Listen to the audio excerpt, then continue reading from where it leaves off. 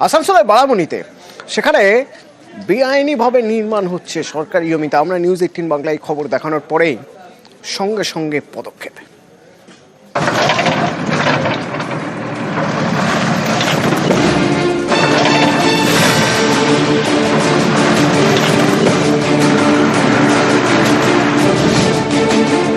সরকারি জমিতে চলছে বুলডোজার, ভাঙছে নির্মাণ।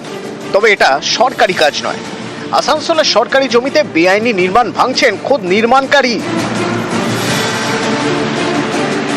थाना से जो ऑर्डर था मेरे को तोड़ने का, तो उसको हमने तोड़ दिया। इतना काम हम पूरा किया। हमने खरीदा था, तो अब इसके रिकॉर्डिंग देखिए क्या बात होता है। हमको तो बोला गया था कि मुआवजा दिया जाएगा, लेकिन अभी तक तो ऐसा कुछ बात हुआ नहीं है। सिर्फ मेरे को एडवांस ही पैसा रिटर्न मेरे को मिला। পশ্চিম বর্ধমানের আসানসোলের বারাবণী ব্লক, এখানকার দোমহানিতে প্রায় 2.5 বিঘা খাস জমি রয়েছে।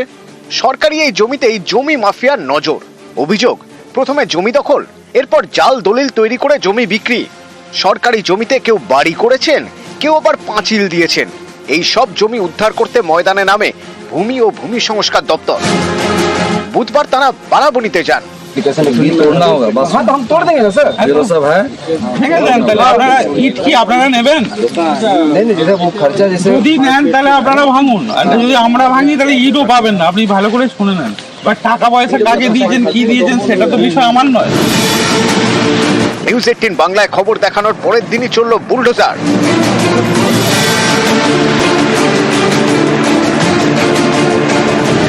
জামরাম চত্বরে আমরা অনেকটা জমি উদ্ধার করতে পেরেছি। এরপরে আমরা দোমানিতে যে জমিটা হচ্ছিল, অনেকটা বড় ভেস্টেড ল্যান্ড ছিল, সেটাকে ঘিরে ফেলার এটা ধাপে ধাপে প্রক্রিয়া শুরু করতে গেছিল।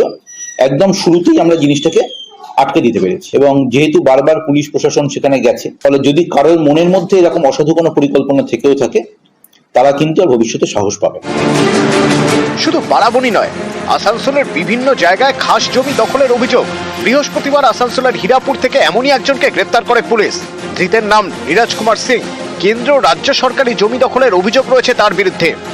আসানসোল থেকে দীপক শর্মা, নিউজ 18 বাংলা।